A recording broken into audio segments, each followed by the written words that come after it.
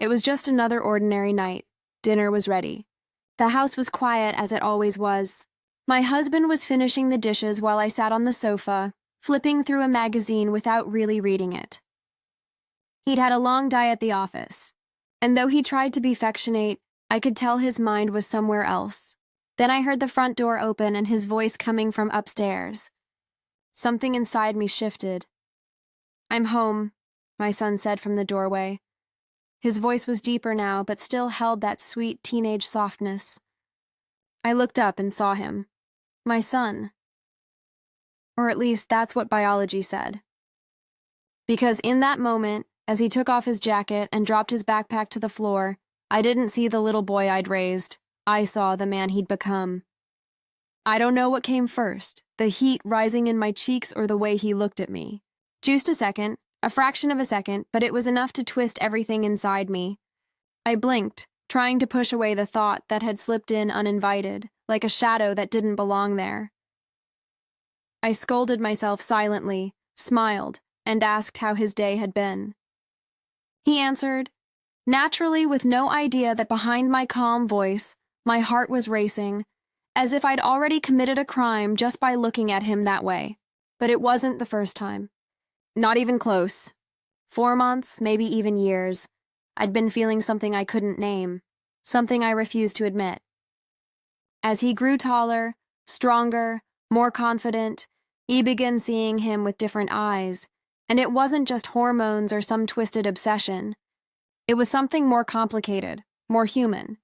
It was desire, pure, raw, forbidden desire. He never knew. He never even suspected. He was kind, respectful, loving. He called me Mom with that special tenderness only children have when they want to make their mothers feel cherished. But every time he did, I shivered. Not with maternal pride, but with guilt, with fear, with longing. I tried to convince myself it was normal. That all mothers feel strange things sometimes. That it's natural to miss who your children used to be as they grow up. But this wasn't nostalgia. This was something else. A constant tension in my chest. An electric current running through my body whenever he walked into the room. Like I was walking a tightrope between love and sin, not knowing which was more dangerous. I tried to distract myself. I went out with friends again, signed up for night classes, even started keeping a journal to pour out my feelings, but nothing worked. Every word I wrote somehow circled back to him, to what I wasn't supposed to feel. One afternoon, while cleaning his room, he was already 18, I found a photo of him from high school standing with his friends. He was smiling with that new confidence he'd gained. Messy hair, bright eyes. I stared at it too long. Then I heard his footsteps in the hallway. I quickly put the photo back in the drawer and pretended I was just tidying up. He walked in and greeted me with that smile that melted me. He was sweaty. He'd just been running and wore a t-shirt clinging to his body, showing muscles that hadn't been there before. He sat on the bed and grabbed a water bottle, drank slowly, so slowly, and I couldn't look away. That's when I realized I couldn't keep pretending. I needed help. This was more than just an impulse. It was an inner storm threatening to destroy everything. So I decided to see a therapist. I told my husband I needed emotional support for work stress. He nodded, kissed my forehead, and said I should do whatever I needed. The therapist was young and kind. She listened for hours. I never mentioned my son directly. I only spoke of inappropriate desires, confusing feelings, and attraction I couldn't control. She didn't judge me. She hugged me. She told me I wasn't alone, that many people face inner battles they can't share with anyone. She helped me understand that feeling this way didn't make me evil. Acting on it would. I left their office in tears, but also with a strange kind of peace.